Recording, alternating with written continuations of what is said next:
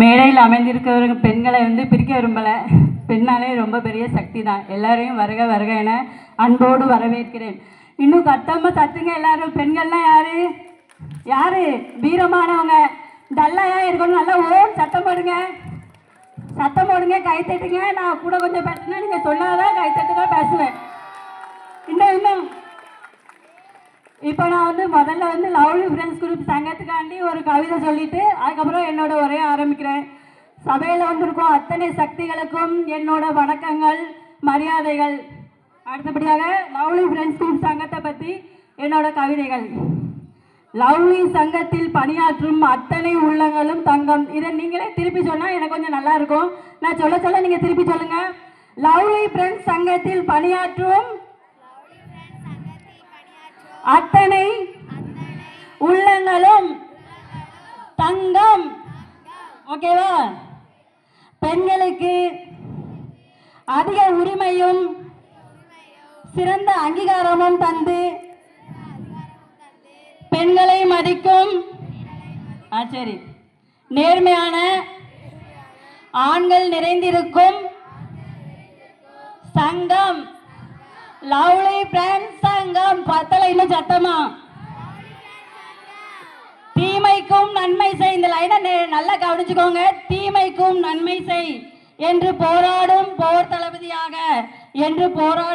தளபதியாக தனது மாணவ மாணவி படைகளை நல்வழி பாதைக்கு அழைத்து செல்லும் சிறந்த தலைவன் ஜெகன் அவர்கள் செயல்படும் தங்கம் லவ்லி ஃப்ரெண்ட்ஸ் சங்கம். சத்தமா. இன்னும் தமிழ் கலையை கட்டிடவே சிலம்பாட்டம் கற்றுத்தந்து, நல்லா கேட்டுக்கோங்க, தமிழ் கலையை கட்டிடவே சிலம்பாட்டம் கற்றுத்தந்து பெண்களை வீர மங்கையான வேலு நாச்சியாராக மாற்றிட அரும் பாடுபடும் சங்கம். சொல்லுங்க, லவ்லி ஃப்ரெண்ட்ஸ் சங்கம். இதில் பணியாற்றும் பெண்களின் சிறப்புகளை எடுத்து சொல்ல எனக்கு தமிழின் வார்த்தைகள் சத்தியமா போதாது. இதில் செயல்படுத்த பெண்களின் சிறப்புகளை எடுத்து சொல்ல செந்தமிழ் வார்த்தைகள் எனக்கு போதாது. எந்த பிரதிபலனையும் எதிர்பாராமல் சுயநலம் இல்லாமல் நேர்மை உழைப்பை சமூகத்திற்காக அரும்பணிபாட்டிடும் இந்த தங்கங்களை தலைவணங்கி வரவேற்கிறேன். அடுத்தபடியாக பெண்ணே நீ, நல்லா கேட்டுக்கோங்க, நான் சொல்ல நீங்க திரும்பி பாட்டு சொல்லணும். பெண்ணே நீ சொல்லுங்க. ஆள பிறந்தவள் அல்ல, ஆள பிறந்தவள். பெண்ணே நீ கோலம் போட மட்டும் தெரிந்தவள் அல்ல. சத்தமா. விண்வெளியில் பல ஜாலம் செய்யும் சாதக பறவையானவள். பெண்ணே நீ புறம் பேசுபவள் அல்ல. சத்தமா. அறம் காப்பவள்.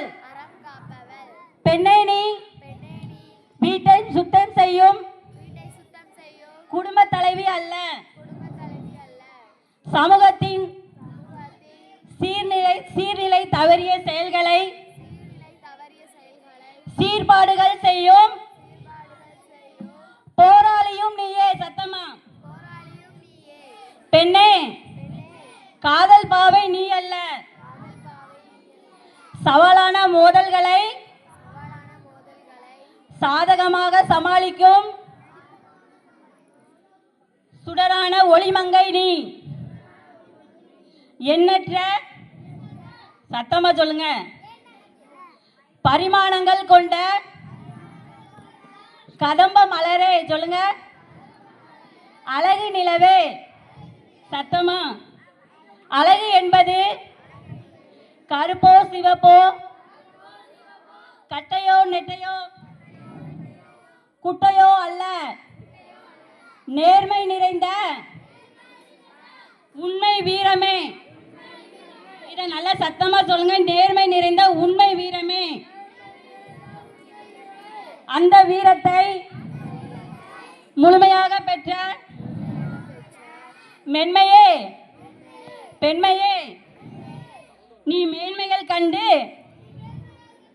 வாழ்க வாழ்க. அதுக்கு பிறகு மகளிர் தினம் எதுக்காக கொண்டாடுறாங்க சொல்லுங்கள். ஒரு சின்ன கதையை மட்டும் சொல்லிவிட்டு என்னோட உரையை முடிச்சுக்கிட்டேன். நம்ம அமெரிக்காவில் வந்து பஞ்சாலை தெரியுமாமா, பஞ்சாலையில் வந்து 16 மணி நேரம் வேலை பெண்களுக்கு வச்சுருந்துருக்காங்க. அப்போது அதை எதிர்த்து வந்து பெண்கள் திடீர்னு என்ன செஞ்சாங்க, ரோட்டில் ஏறி போராட ஆரம்பிச்சிட்டாங்க. ரோட்டில் இறங்கி போராட ஆரம்பிச்சிட்டாங்க. 16 மணி வேலைன்னா எவ்வளோ பெரிய கஷ்டம். அப்போ வந்து கரண்ட் கிடையாது. இது வந்து 106 வருஷத்துக்கு முன்னாடி நடந்தது.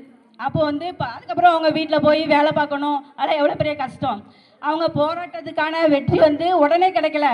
9 வருஷமாக அவங்க போராடி இருக்காங்க. 9 வருஷத்துக்கு அப்புறமும் அந்த 16 மணி நேரம் வேலையை வந்து 8 மணி நேரமாக மாற்றிருக்காங்க. அதை வந்து நம்ம அவங்க சொன்ன நாளை வந்து நம்ம கொண்டாடுறோம். அதான் மார்ச் 8 அதோட முதல் வெற்றியை வந்து நம்ம கொண்டாடுறோம். அப்போ எல்லாரும் என்ன செய்யுங்க, கைத்தட்டுங்க. இதுக்கு நீங்கள் கைத்தட்டுனா நான் இன்னும் கொஞ்சம் பேசுன்னு சொன்னால் பேசுவேன், போன்னு சொல்ல போயிடுவேன். இப்போ பெண்கள்லாம் யாருன்னா, பெண்கள்லாம் வீரமானவங்க. பெண்கள் வந்து உங்களே நேசிக்கணும். யாருக்காண்டியும் நீங்கள் அழக்கூடாது. உங்களை நேசித்து தைரியமாக இருக்கணும்.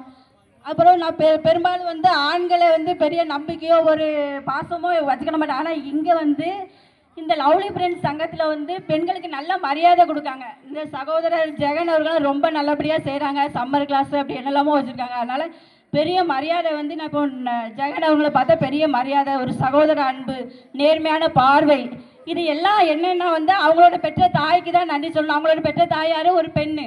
அவங்க நல்ல பிள்ளையை வளர்க்க போய் தான் அவங்க சீரான சமுதாயத்தை கொண்டு வராங்க. அப்போ பெண்கள் எல்லாரும் வந்து நிறைய நேரத்தை வந்து வேஸ்ட் பண்ணுறாங்க. நிறைய நேரத்தை வேஸ்ட் பண்ணி ஊர்க்கதை பேசுகிறது அதில் வாழ்க்கை. நீங்கள் நினச்சா என்னன்னாலும் ஆகலாம். நான் ஒரு சின்ன கதை மட்டும் சொல்லிட்டு விடை பெற்றுக்கிறேன். அஞ்சலி அரோரோ அவங்கள பற்றி நான் கதை சொல்ல போகிறேன். அஞ்சலி அரோரோ யாருன்னு சொன்னால் 15 வயசு வரைக்கும் நம்மளை மாதிரி நல்ல பார்வை பார்த்துட்டு இருந்திருக்காங்க. 15 வயசுக்கு பிறகு வந்து அவங்க பார்வை இழந்துட்டாங்க. அவங்களுக்கு வந்து வழக்கறிஞர் ஆகணும் அப்படிங்கிறது ஆசை.